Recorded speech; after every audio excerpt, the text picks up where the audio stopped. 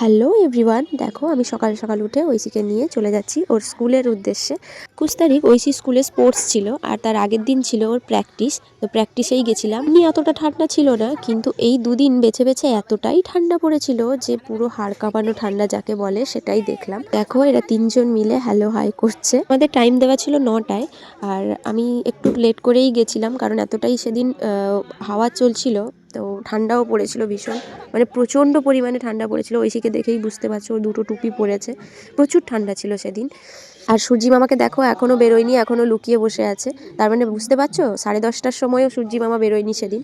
তো যাই হোক, তারপর অ্যানাউন্সমেন্ট হলো অ্যান্ড সব বাচ্চাদের এক এক করে নাম ডাকা হচ্ছিল। আর এখানে দেখো এনার নাম হচ্ছে প্রাহি।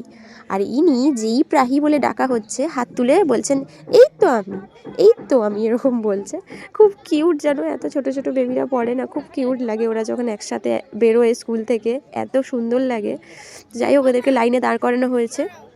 আমাদের এই ছোটোবেলার দিনগুলো মনে পড়ে যাচ্ছিলো, আমরাও এরকম লাইন ধরে দাঁড়িয়ে থাকতাম স্পোর্টস ডেগুলোতে।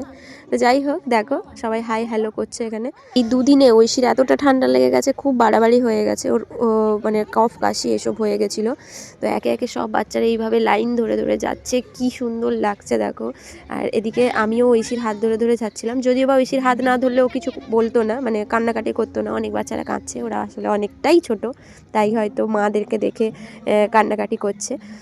এই যে এটা হচ্ছে প্লে গ্রুপের, মানে আমাদের ঐশীদের ক্লাসের সব স্টুডেন্টরা, আর ওদের মারা ওদের সাথে আছে।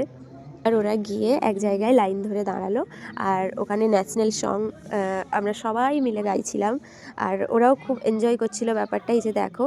আর ম্যামরা সবাই ওদেরকে গাইড করছিল, যে ন্যাশনাল সং হচ্ছে। এবার এক এক করে গেম শুরু হলো। এবার আমার ঐশীর গেমটা দেখাই। ও ছিল পম্পম রেস। এখানে ঐশী না প্রথমে অন্যের পম্পমগুলো নিয়ে দৌড়ে চলে যাচ্ছিল, তারপর ম্যাম ওকে শিখিয়ে দিলেন, যেহেতু এটা প্র্যাকটিস ছিল তো তাই। আর এটা লাস্টের বারটা, লাস্টে ও ঠিকঠাক নিজেরটাই নিয়ে গেছে।